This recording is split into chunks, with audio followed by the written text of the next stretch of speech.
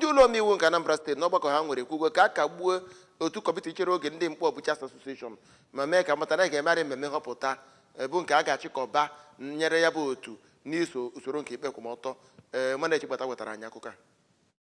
N'ụlọ omebe iwu bụ Right Honorable Somtochukwu Udeze kwuru nke a n'ọgbakọ ndị omebe iwu n'ihe gbasara okwu nke wepụtara bụ mmebi iwu nke a na-eme na ebe a na-egbu anụ n'ahịa mkpọ nakwa ọtụtụ agwa igbochi udo nyegara onye nọ dịka onye isi nke ya bụ otu nakwa nwanne ya nwoke n'ịgụpụta ihe nchọpụta ahụ ka onye isi ya bụ otu kọmiti na-afụ maka Public Petitions bụ Honorable Obinweke kọwara na iwu otu a gụnyere na onye ọbụla nke enedebara aha ya ama egbu anụ ma ọ bụ ehi na ya bụ ahịa. O mere ka amata na site na nchọpụta ya bụ otu na ọda akwụkwọ nyegara ya bụ kọmitii bụ Maazị Chika Ọbasi nakwa Financial Secretary bụ Maazị Cyprian Ngoka bụ ndị na-esonyere na ya bụ otu ma kọwaa na ọ kwesịghị ka ha soro onye na-anọ na ya bụ ahịa. Site n'ụlọ omebe iwu na steeti a, abụ m Emmanuel Chigbata aka kọwa